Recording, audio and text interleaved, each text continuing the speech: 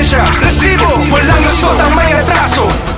Isang informant ang nagpaputok ng impormasyon sa Philippine National Police, Criminal Investigation and Detection Group, Anti-Transnational Crime Unit of PNP CIDG ATCU tungkol sa isang grupo sa Pasig City na sangkot di umano sa pagbebenta ng mga iligal na armas.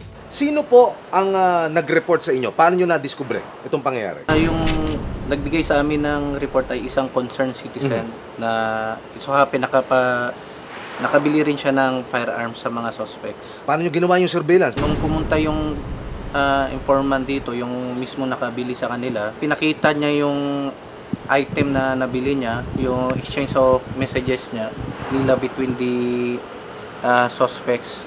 Agad pinlano ang isang entrapment operation, umorder ng mga barilang asset ng PNP.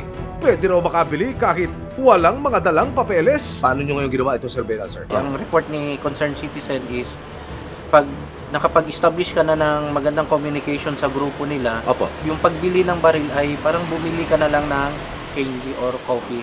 After a few hours, ready to meet up na raw ang mga gun seller real quick, ha? Tapos may gitsure yung sa sisig, ayusin nyo yung pag-sis ng item, tsaka yung mga barrel. Tama dapat yung ating pagkuha ng serial numbers ng bawat barrel na isisis natin. Agad na nagtungo ang mga operatiba sa itinakdang lugar ng subject at ng asset.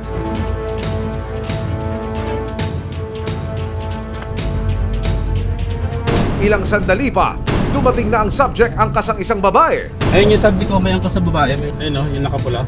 Kasama rito nakatricycle. Dadalhin daw pala ang team sa isa pang lugar kung saan pipick upin ang mga in-order na armas. Maya-maya pa, nakarating ang team sa isang eskinita at dito na bumaba ang asset. Sa pamamagitan ng kuha ng dashcam ng PNP CIDG na dokumento ang mismong transaksyon hanggang sa hulihin ng mga alagad ng batas ang mga suspect na di umano'y mga gun runner. Dito po unang masusulyapan at makukunan ng dashcam ang mga suspect. Narito po ang mga suspect.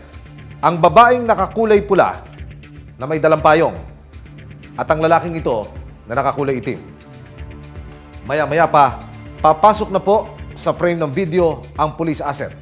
Ang lalaking ito na nakakulay pula. Dito po gaganapin ang mismong transaksyon, ang bayaran kapalit ng mga baril. Ilang saglit pa, iniabot na sa asset ang isang bag. Wow! Parang candy lang!